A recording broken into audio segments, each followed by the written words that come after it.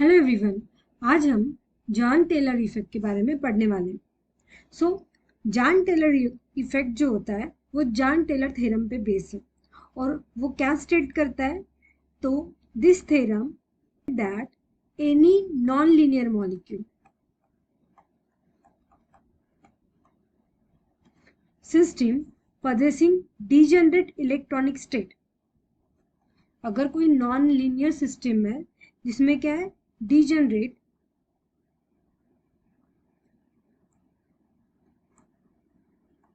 Electronic state है, तो वो कैसी है, इट विल बी अनस्टेबल। वो कुछ देर बाद कैसी हो जाएगी, अनस्टेबल हो जाएगी और उसमें क्या हो जाएगा, डिस्टॉर्शन हो जाएगा।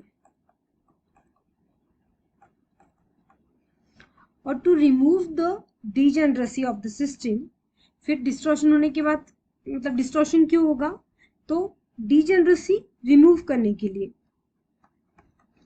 To remove degeneracy of the system and become more stable। so stability achieve करने के लिए क्या होता है, डिस्टॉर्शन होता है। तो ये थ्योरम हमको डिस्टॉर्शन के बारे में बताती है कि कोई नॉन लीनियर सिस्टम है, उसमें क्या है, डिजेनरेट इलेक्ट्रॉनिक स्टेट है, मतलब उनकी एनर्जी सेम होगी और वो कैसे होगा, अनस्टेबल होगा। अनस्टेबल के बाद वो डिस्टॉर्शन करेगा। डिस्टॉर्शन क्यों करता है, कि उसमें डिजेनरेसी रिमूव हो जाए और वो स्टेबल कॉम्प्लेक्स बने। ठीक है, this effect is observe in the case of complex. अब ये जॉन टेलर इफेक्ट जो है, जॉन टेलर इफेक्ट हमको कुछ कॉम्प्लेक्स में देखने को मिलता है। मोस्टली वो कॉम्प्लेक्स कैसे होता है, ऑक्टाहेड्रल होता है, ऑक्टाहेड्रल कॉम्प्लेक्स में देखने को मिलता है, जिसमें specially octahedral which having unsymmetrically field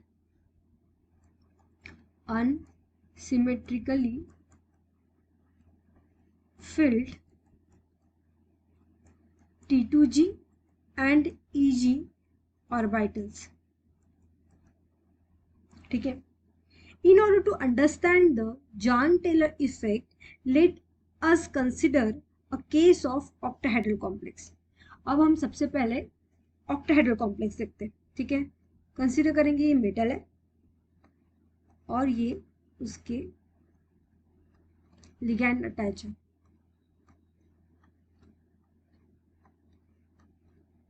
ठीक है, तो ये ऑक्टाहेड्रल कैसे है, कि सिमेट्रिकल ऑक्टाहेड्रल है ये। ठीक है, कैसा है, सिमेट्रिकल है, जिसमें 6 लिगैंड होंगे,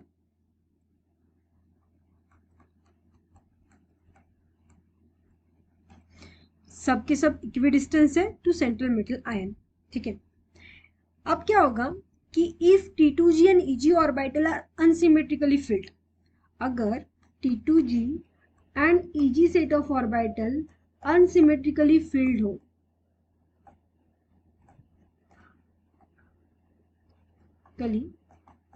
इन द कॉम्प्लेक्स, तो क्या होता है, जॉन टेलर डिस्टॉर्शन होता है। ठीक है, क्या होता है, अगर ऐसी कंडीशन हो तो जॉन टेलर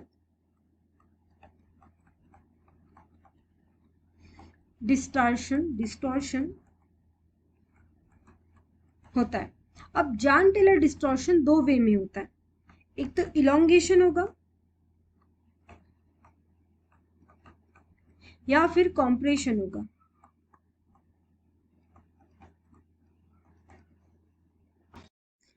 इलोंगेशन कैसे होगा, तो मेटल, ये 4 लिगैंड और ये जेड जो होगा, जेड एक्सिस में इलोंगेशन होगा। ठीक है, मतलब इसको हम क्या बोल देंगे, इलोंगेशन या जेड आउट सिस्टम बोलेंगे। या फिर कॉम्प्रेशन टाइप होगा, मतलब मेटल, ये 4 लिगैंड और जेड एक्सिस की लेंथ कैसी हो जाएगी, कम हो जाएगी, तो इसको हम बोलते हैं जेड इन। तो इस टाइप का डिस्टॉर्शन ऑक्टाहेड्रल में हमको देखने को मिलता है। ठीक है, सो इसको हम बोलते हैं जॉन टेलर डिस्टॉर्शन इन 2 वेज, इलोंगेशन और compression. In order to understand the John Taylor effect, let us consider the example. Example हमने लिया CuH2O/6 2+। इन दिस केस ये जो Cu है 2+, ये शो करता है D9 सिस्टम, मतलब इनका CFT कॉन्फ़िगरेशन जो होगा वो होगा हमारा T2G6Eg3, मतलब ये हो जाएगा हमारा T2G और ये हो जाएगा हमारा Eg 1 2 3 और ये 1 2।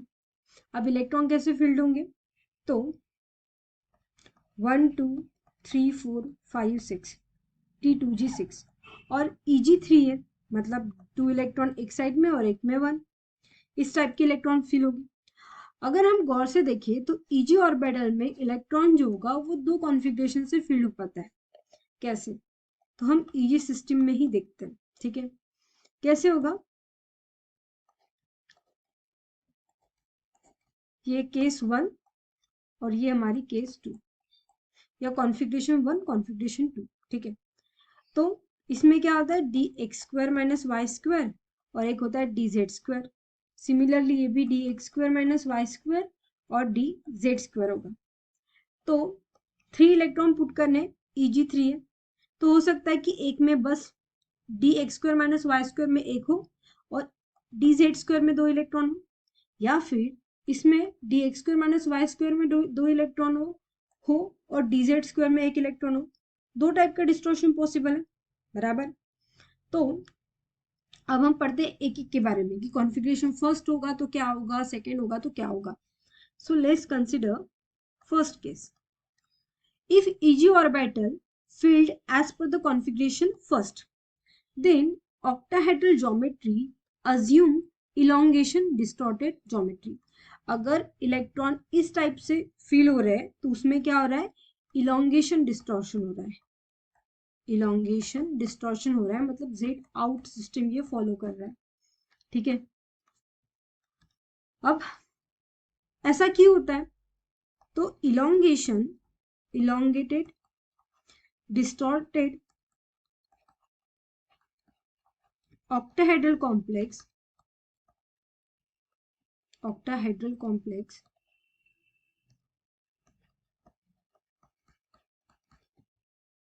इसमें क्या होता है, मेटल और लिगैंड का बॉन्ड जो होता है distance along the Z axis, along the Z axis ये बहुत बड़ा होता है।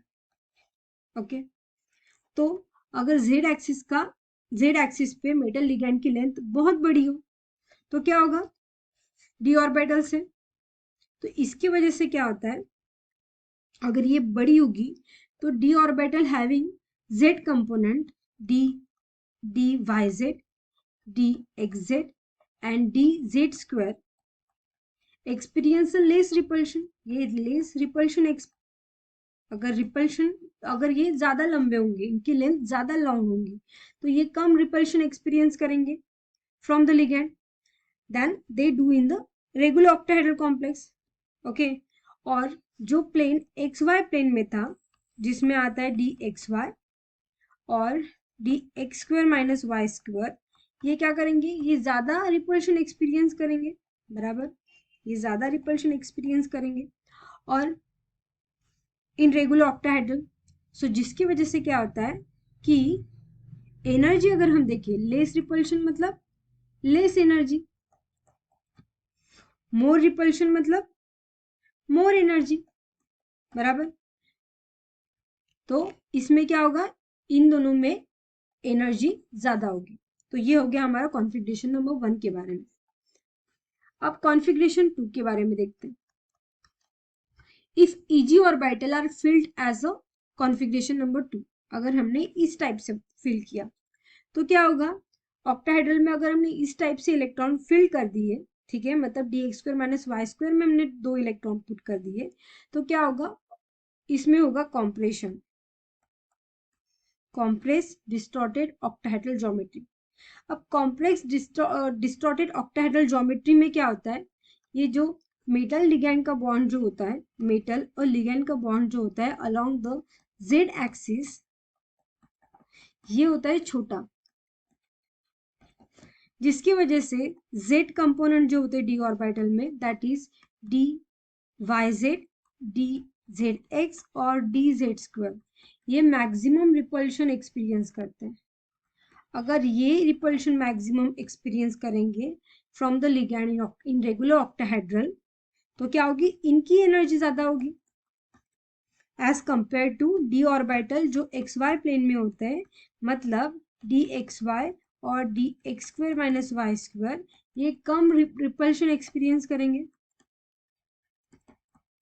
अगर ये कम रिपल्शन एक्सपीरियंस करेंगे तो क्या होगी, इनकी एनर्जी भी कैसी होंगी, कम हो जाएंगी, बराबर। मतलब अगर प्रॉपर हम डायग्राम देखें इनका, तो डायग्राम कैसे था, T2G और ये हमारा Eg, बराबर।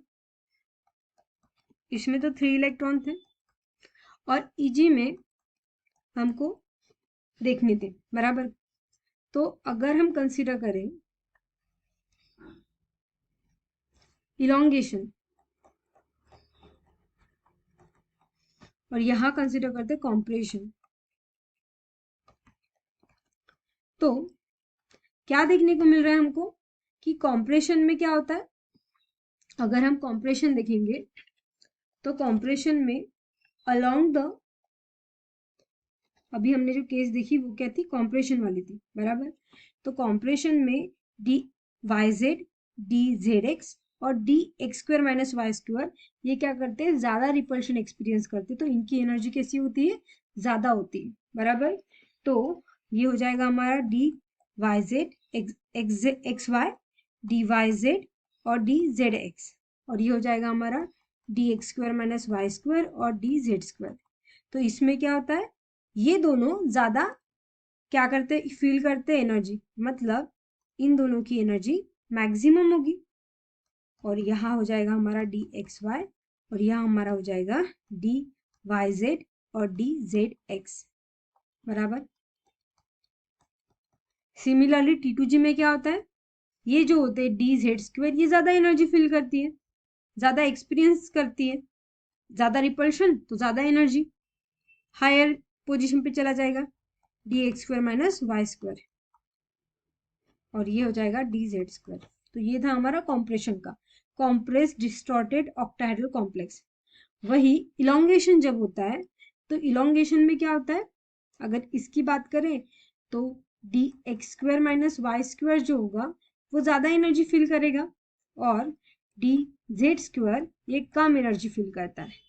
और ही इसमें क्या होगा, इसमें along the X Y plane D X Y ज्यादा एक्सपीरियंस करता है रिपल्शन, तो एनर्जी भी इनकी ज्यादा होगी और कम होगी डी वाई जेड और डी जेड एक्स। तो ये कैसा हो गया, इलोंगेशन का हो गया। तो ये होगी हमारी एनर्जी डायग्राम, ठीक है।